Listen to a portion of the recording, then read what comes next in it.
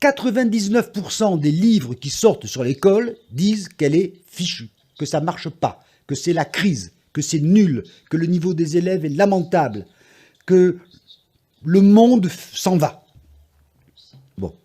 Et donc, je me suis demandé pourquoi, alors que l'école est si puissante, qu'elle est si, au fond, importante, pourquoi on ne parvient pas à se défaire de l'idée qu'elle est prise dans un processus de déclin irrépressible.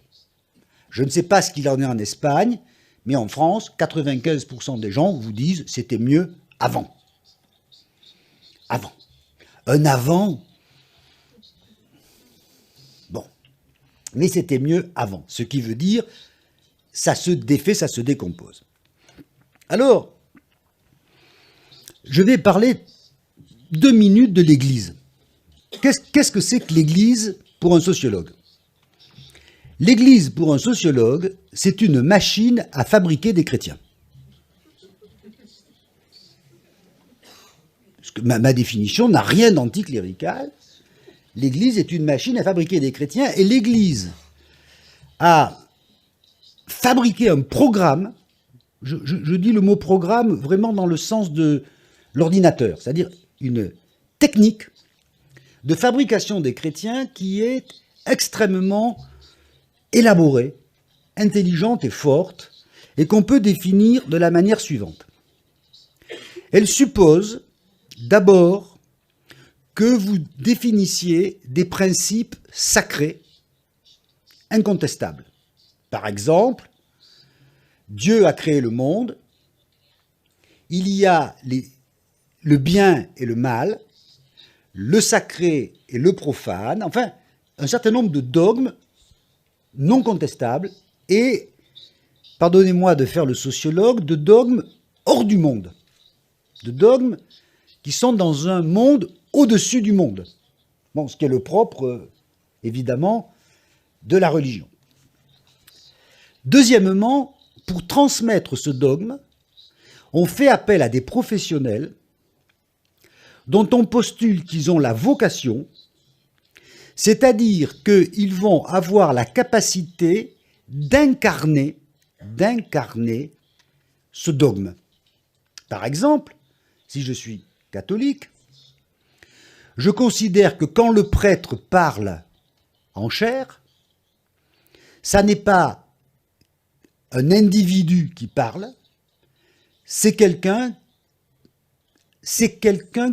qui parle parce que Dieu lui dit ce qu'il a à dire. Autrement dit, mais c'est très important, quand j'obéis au prêtre, c'est pas au prêtre que j'obéis. J'obéis à ce que le prêtre représente. Et le prêtre représente Dieu. Pour un croyant, c'est comme ça. D'ailleurs, ça permet des choses très intéressantes. Je peux penser que l'individu prêtre est quelqu'un d'assez médiocre, mais que quand il dit la messe, il n'est plus médiocre, il est l'incarnation de la parole divine. D'ailleurs, pendant longtemps, il parlait une langue que je ne comprenais pas. Il parlait latin. Bon. Troisième moment de l'échafaudage, je suppose que ce travail de socialisation doit se dérouler à l'abri du monde. Il doit se dérouler dans un sanctuaire, c'est-à-dire dans un endroit qui est protégé des désordres et des passions. Pourquoi on trouve, même si on n'est pas croyant, que les églises ont du charme? Parce que ce sont des endroits où on sait qu'il n'y a pas les désordres du monde. En particulier, pour dire des choses, puisqu'il n'y a ici que des grandes personnes, il n'y a ni sexe ni argent. Donc on est à l'intérieur d'un sanctuaire. Dernier élément, il y a une conception du sujet très particulière dans ce modèle. Et cette conception du sujet, je trouve que c'est le philosophe Blaise Pascal qui en donne la meilleure illustration. C'est l'idée qu'on accède à la foi, c'est-à-dire on devient chrétien, en se soumettant à une discipline universelle.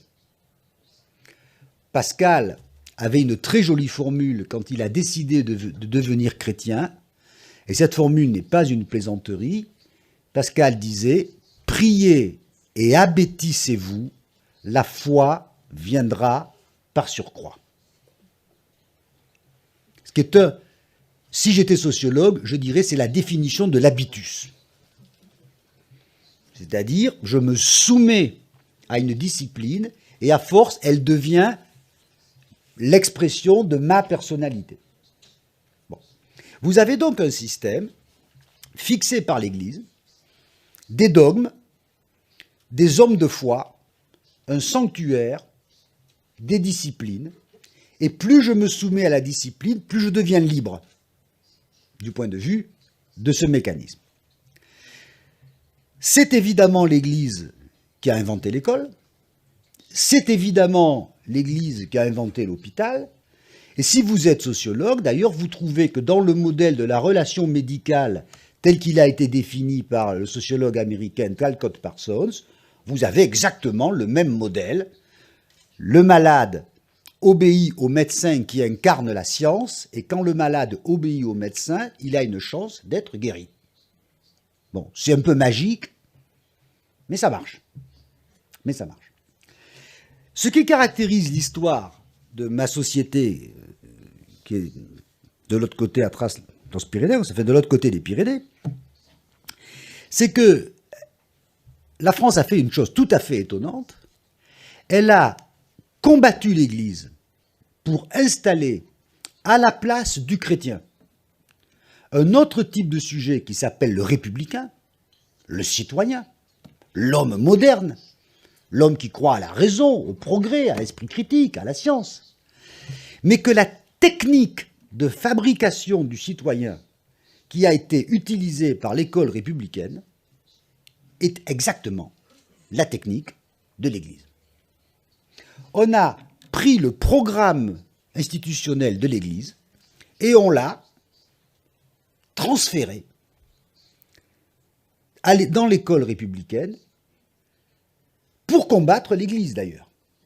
Ce qui fait que Durkheim avait une très jolie formule, il disait « Le maître d'école et le prêtre sont aussi sacrés l'un que l'autre ». Bon.